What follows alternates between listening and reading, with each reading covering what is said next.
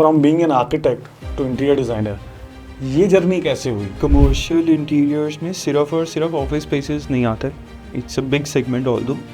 There are restaurants, there are bars, there are retail spaces. कि जो लोग नहीं मानना चाहते बट वो मान लें तो उनका पैसा और टाइम दोनों बच जाएगा. फर्स्ट ऑफ ऑल हायर अस. जो आप आज डिज़ाइन कर रहे हो वो 3 महीने बाद या 4 महीने बाद वो आपकी आंखों के सामने होगा. बीइंग एन आर्किटेक्ट, कैसे आर्किटेक्चर ने आपको हेल्प किया इन योर इंडस्ट्री, और उसको कुछ फ़ायदे होते हैं, मतलब फ़ायदे आपको दिखें कि यार मैंने ये पढ़ा था, उसका आज प्रैक्टिकल लाइफ में मुझे बहुत फ़ायदा मिला है. किसी भी प्रोजेक्ट में डिले होने के सबसे बड़े रीजंस क्या होते हैं कि यार जो डिलेज, क्योंकि सबसे ज़्यादा लोग परेशान इसी से होते हैं कि यार डिले हो रहा है. जब आप एक अच्छा इंटीरियर डिज़ाइनर या आर्किटेक्ट हायर करोगे वो आपको सारे प्रोसेसेस समझाएगा. जो शायद पहली बार मॉल में काम कर रहा है उसको क्या चैलेंजेस आ सकते हैं, तो अगर वो भी इस पॉडकास्ट को देख रहा है तो उसको भी समझ आ जाए. जय भूमि, जय भारत. आज का पॉडकास्ट मैं स्टार्ट करूं उससे पहले मेरी आप लोगों से एक शिकायत है. डाटा ये बोलता है कि 90% लोग जो हमारे चैनल पे वीडियोस देखते हैं वो हमें सब्सक्राइब ही नहीं करते. ऐसा क्यों कर रहे हो यार? सब्सक्राइब कर लो, इससे अच्छा लगता है. आई गेट दिस मोटिवेशन की, योर लिसनिंग, योर सब्सक्राइबिंग, तो उससे और मज़ा आता है नया पॉडकास्ट बनाने में, नया कंटेंट बनाने में, और अच्छा लगता है कि हाँ यार when I am putting my time तो उसको आप लोग देख रहे हो, आप लोग सब्सक्राइब कर रहे हो. तो आई होप जो लोग ये वीडियो देख रहे हैं वो सब्सक्राइब करके ज़रूर जाएंगे.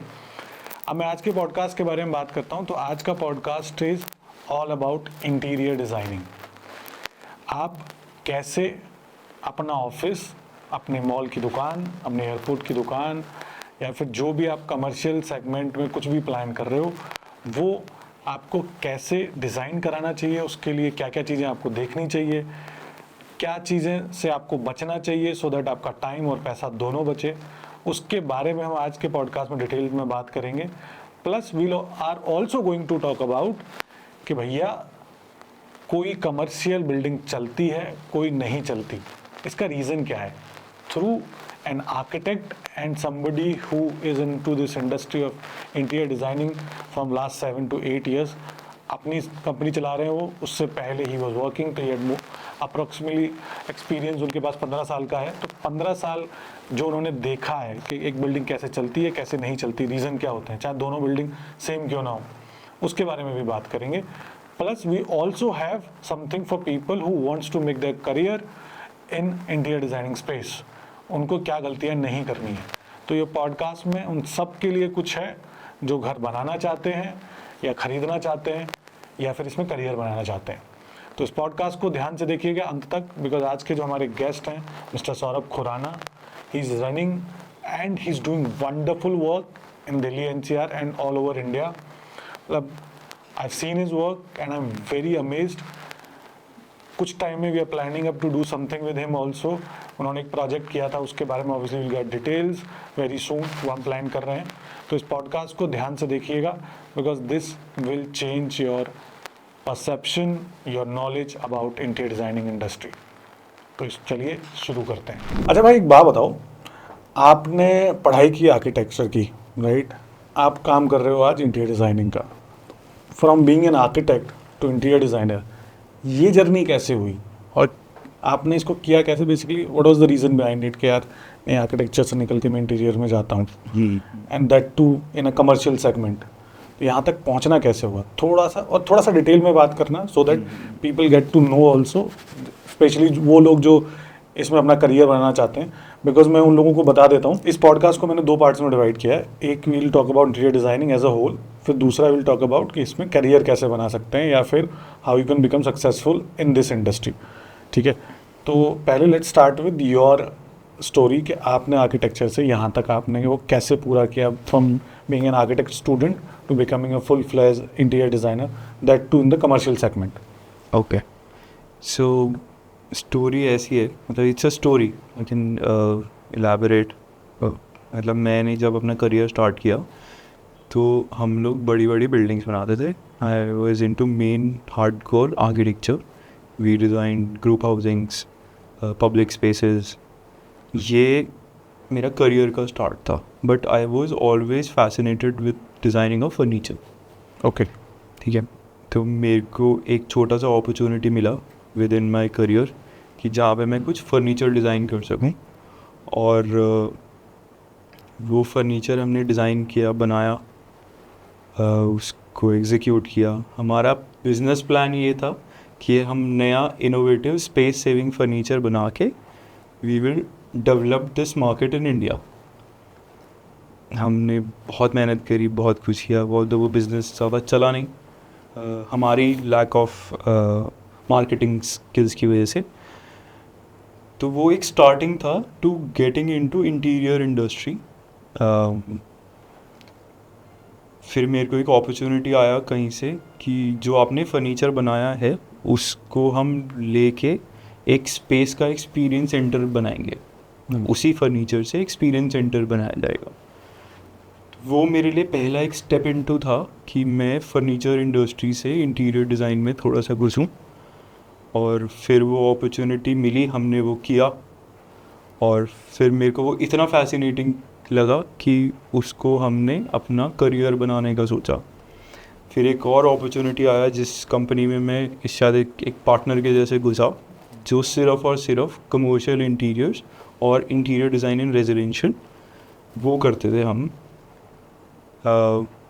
कोई इंटीरियर बैकग्राउंड नहीं था, कुछ नहीं था। To being into hardcore architecture, getting into industries of interior थोड़ा डिफ़िकल्ट था, बट वो होता है ना, कभी कभी एक डेस्टिनेशन होता है या डेस्टिनी होती है, आपको कहीं पहुंचना होता है, तो वो एक लिंक बनते हैं। तो वो लिंक बनते गए through some friends, through some colleagues. Friends के थ्रू मेरे को वो इंटीरियर इंडस्ट्री में घुसने का मौका मिला। आई ग्रैब दैट अपॉर्चुनिटी, उसमें घुसा।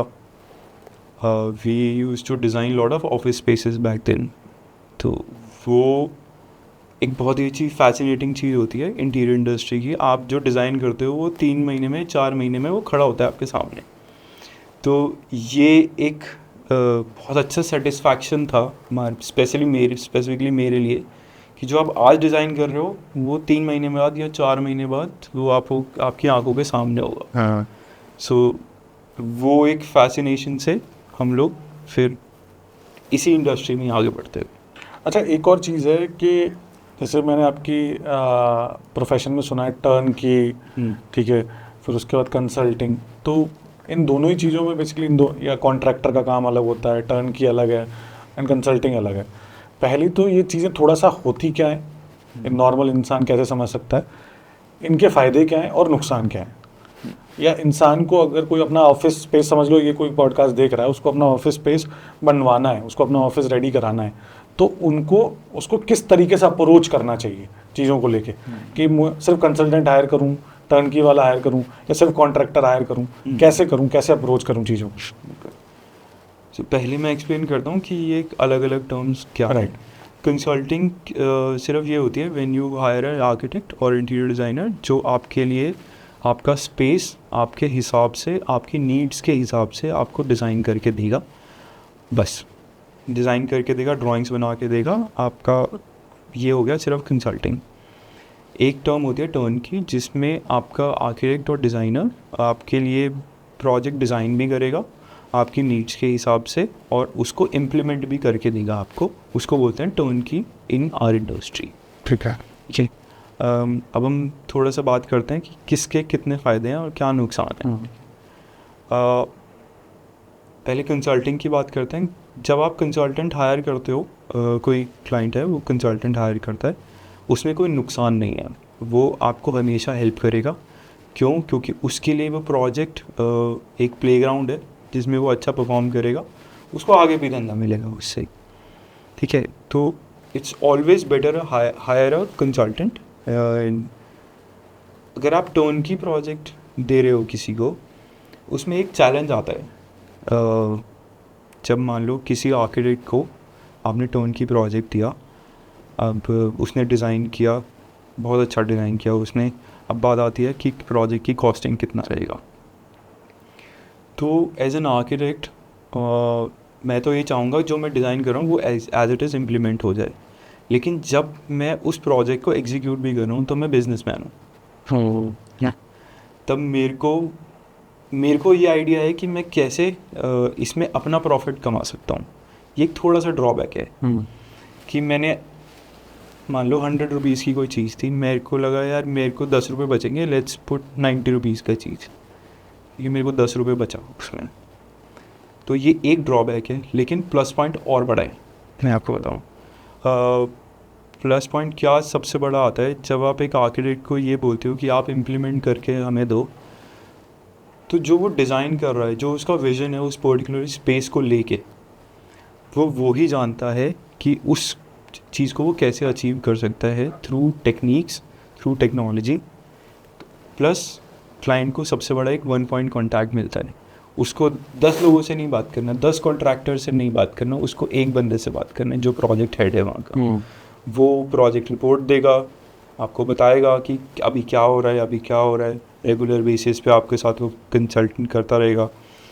ये बहुत बड़ा प्लस पॉइंट है। आपको टाइम वेस्ट अपना नहीं करना, आपको ये नहीं करना कि आप 10 लोगों से बात कर रहे हो, आपको टाइम, मतलब टाइम इज़ मनी, राइट।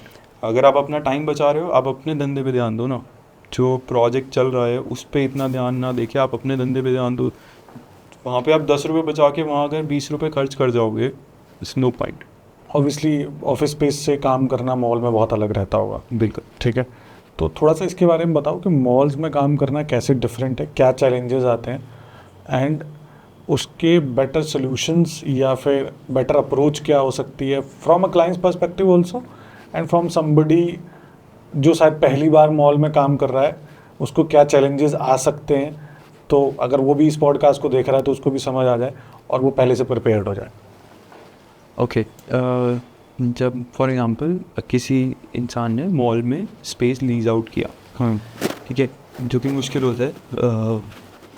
कोई नया कस्टमर है, उसके लिए मॉल में स्पेस लेना मुश्किल क्यों होता है? क्योंकि आपके ब्रांड के बारे में पूरा ड्यू डिलिजेंस होता है। आप कितने टाइम से इंडस्ट्री में हो, आपके पहले कितने स्टोर्स हैं या कितने बिजनेस आप कर चुके हो और मॉल्स में, वो सारा ड्यू डिलिजेंस करने के बाद मॉल आपको स्पेस देता है। हाँ, बहुत अच्छी बात है, आपने स्पेस लीज आउट कर लिया मॉल के अंदर। मॉल आपको एक डिज़ाइन गाइडलाइन देता है, या LOD बोलता है, लाइन ऑफ डिज़ाइन बोलते हैं हम जिसको। आपको वो स्पेस का ड्राइंग देता है, या गाइडलाइन में आपको ये बताता है कि आप इस तरीके के मटेरियल यूज़ करोगे हमारे मॉल के अंदर, फायर रेटेड। और जैसे आजकल ये ऐसा भी होता है, मॉल बोलता है आप लैमिनेट हमारे स्पेस में नहीं यूज़ करोगे। उनको ऐसा लगता है कि वो थोड़ा सा सस्ता मटेरियल है या बहुत ही यूज्ड हो चुका है वो मटेरियल, इस वजह से आप वो मटेरियल यूज़ नहीं करोगे। ऐसी बहुत लंबी डिज़ाइन गाइडलाइन होती है उनकी, जिसमें इतना स्पेसिफिक भी होते हैं कि अगर आपने बाहर ब्रांडिंग करनी है, आपने लोगो लगाना है, उसके लोगो का ये साइज़ होगा। ओके, ठीक है, इतना तक वो ऑलरेडी डिज़ाइन कर चुके होते हैं अपने डिज़ाइन गाइडलाइन में। बहुत। तो वो डिज़ाइन गाइडलाइन हमारे पास आने के बाद हम विज़िट जब करते हैं, जैसे मैंने बताया कमर्शियल स्पेस में, ऑफिस स्पेस में हम जाके पहले देखते हैं कि कितनी सर्विसेज हमें है हमारी, या किस टाइप की सर्विसेज हैं, so that we can plan that accordingly. आजकल सिस्टम ऐसा है मॉल्स में कि जब आप डिज़ाइन कर रहे हो, आपने फॉर एग्जांपल आपने क्लाइंट के हिसाब से डिज़ाइन किया, वो फिर मॉल के पास अप्रूवल के लिए जाता है। दे जज योर डिज़ाइन कि वो उनके मॉल के लिए वर्थ है। ऐसा तो नहीं है कि आप अंडर डिज़ाइन कर रहे हो, ऐसा तो नहीं आप ओवर डिज़ाइन कर रहे हो। उनको अपने मॉल का स्टेटस बना के रखना है ना, एक ऑरा बनाना है। जितना अच्छा मॉल है उसका उतना अच्छा ऑरा होगा। वो वही एक्सपेक्टेशंस रखेगा आपसे भी कि आप अपना ब्रांड लेके आ रहे हो, तो आप मेरे मॉल के हिसाब से राइट फिट होने चाहिए। वो तभी चलेगा भी मॉल, वरना फेल हो जाएगा। एग्जैक्टली, मॉल भी तभी चलेगा, आपका स्टोर भी तभी चलेगा। सही बात है।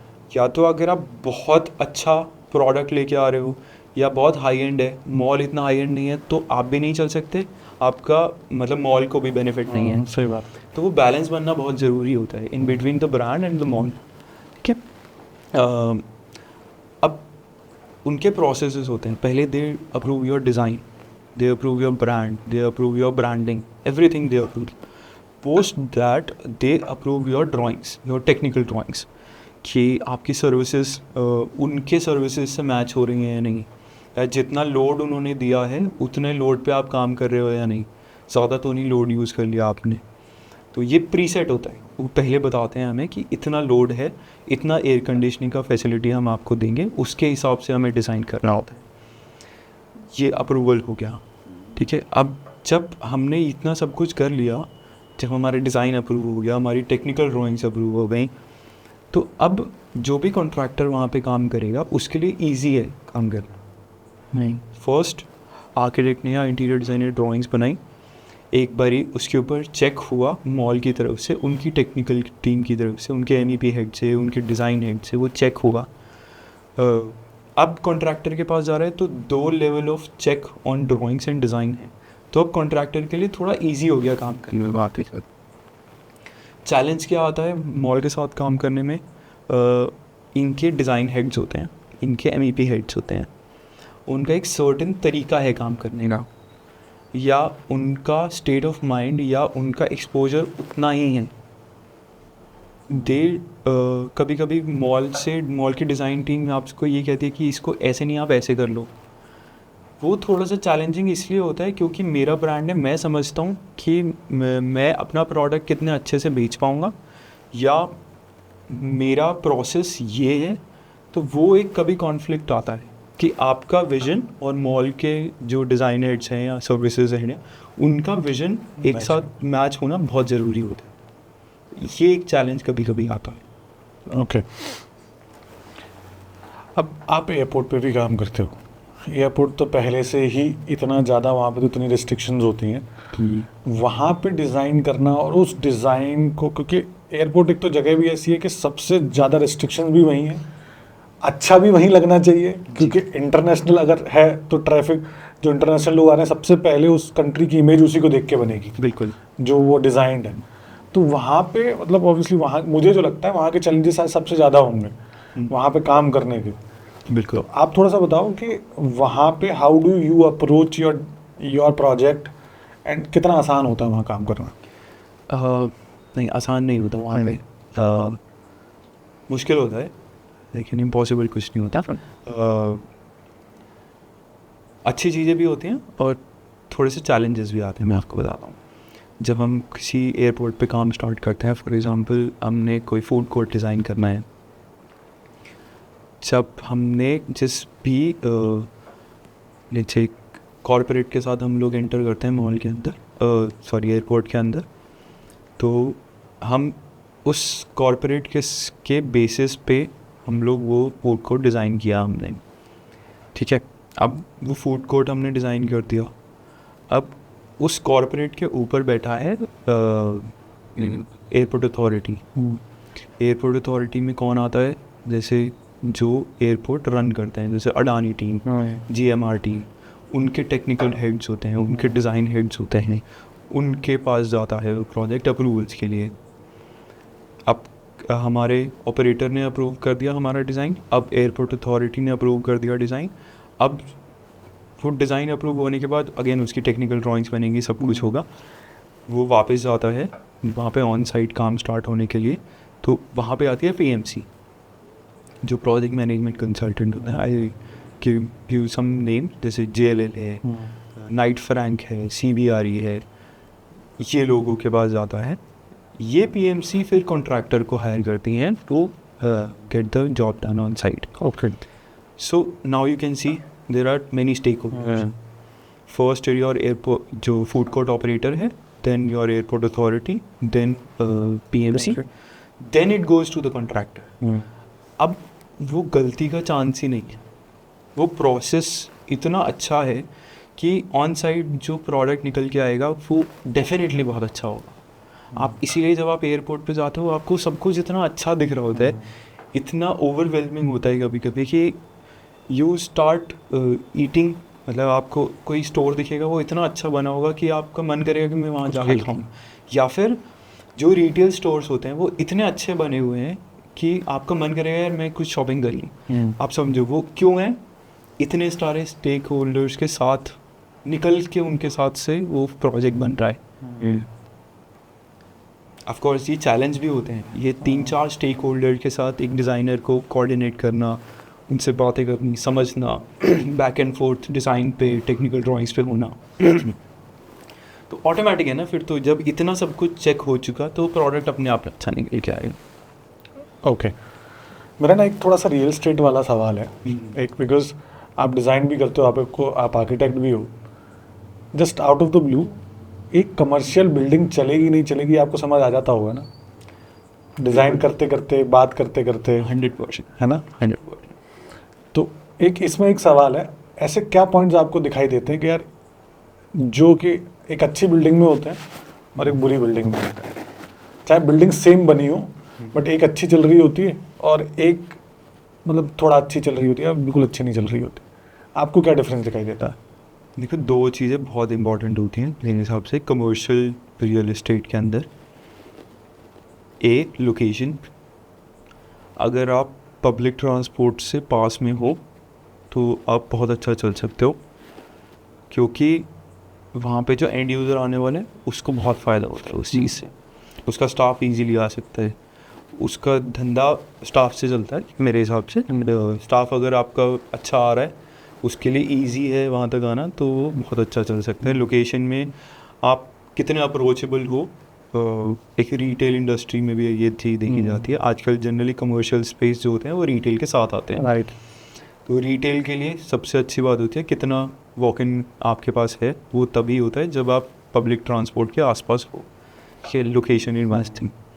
सेकंड, बिल्डिंग मैनेजमेंट कितना अच्छा है। अगर बिल्डिंग मैनेजमेंट आपका अच्छा है तो आपका मन करेगा आपको ऑफिस जाने का। क्यों? क्योंकि इतना सब कुछ ओवरवेलमिंग है, इतना नीट एंड क्लीन है, प्रोसेसेस डिज़ाइन है, तो वो automatically it approach to a good commercial real estate. अगर बहुत ही एक वियर्ड बात बताता हूँ, अगर आप जाते हो अपने ऑफिस, एक लिफ्ट बंद है तो यार आपको वेट करना पड़ रहा है 10 minute. That's a inconvenience for you. अगर आपकी बिल्डिंग मैनेजमेंट अच्छी है तो अगर एक लिफ्ट बंद है तो वो 10 मिनट के अंदर ठीक होगा। या फिर कहीं पे एयर कंडीशनिंग की कहीं प्रॉब्लम है, अगर बिल्डिंग मैनेजमेंट अच्छा है तो वो 10 मिनट के अंदर ठीक होगी। अगर ये सब चीज़ें ऑन प्लेस नहीं है तो यार देखो, it leads to a bad commercial real estate. That is my observation. Now let's talk about career in interior designing, because बहुत कुछ है इंटरनेट पे अवेलेबल, लोग बहुत कुछ देखते हैं। जो लोग आ रहे हैं आज करियर बनाना चाहते हैं इस इंडस्ट्री में, उनको क्या क्या चीज़ों का ध्यान रखना चाहिए so that they are able to make careers in this, and not just a career, a good career, ठीक है, अ फुलफिलिंग करियर। बिकॉज मैं ये क्यों पूछ रहा हूँ आपसे, बिकॉज जितनी भी हम पढ़ाई करके आ रहे हैं, क्या वो आने वाले टाइम में इस्तेमाल होगी? क्योंकि पढ़ाई तो पुराने ज़माने वाली चल रही है। अब हम टेक्नोलॉजी के एआई इतना एडवांस हो गया है। इसी में आप ये भी कवर करना है कि आपके इंडस्ट्री में एआई कितना बड़ा रोल प्ले कर रहा है आज, in terms of people who are into the industry and people who are the clients और इन्वेस्टर्स। वो कैसे सवाल पूछते हैं, वो कैसे चेंज हुए हैं पिछले 5-7 सालों में? पहले बात करते हैं कि जो लोग नए इस इंडस्ट्री में आ रहे हैं, उनको क्या एडवाइस है एज अ इंटीरियर डिज़ाइनर और एन आर्किटेक्ट। ये इंडस्ट्री बहुत बढ़िया है, ये भी जैसे पहले मैं बताया, काम सबके लिए है। ऐसा नहीं है कि काम नहीं होगा, काम चलता जाएगा। You need to be persistent about your decisions, about your let's say approach towards how you talk to a client, and how you deal with a client, how serious you are with this industry. देखो क्या होता है, challenges हर चीज़ में आते हैं, उसको आप कैसे फेस करते हो that's totally up to you. तो you need to be persistent and you need to learn on a very daily basis, क्योंकि हर एक प्रोजेक्ट आप करोगे ना तो वो आपको कुछ नया सिखा के जाता है।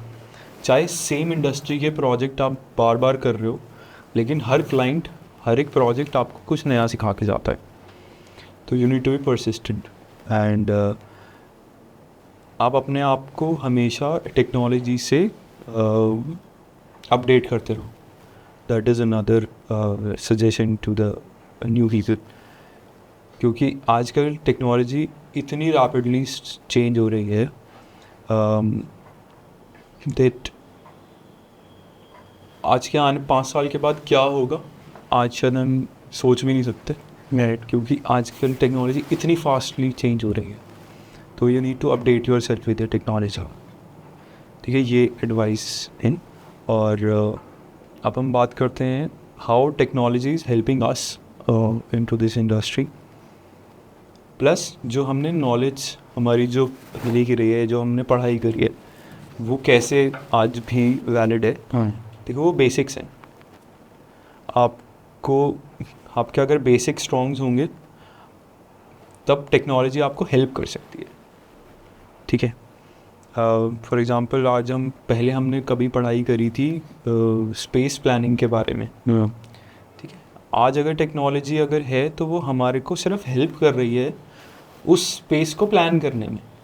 वो प्लान खुद नहीं करके दे रही है, क्योंकि टेक्नोलॉजी को तो आपको बताना पड़ेगा ना, या एआई को आपको बताना पड़ेगा ना कि तो आपको आना चाहिए, ये देना है ना, आपको ये डिलीवर करना है।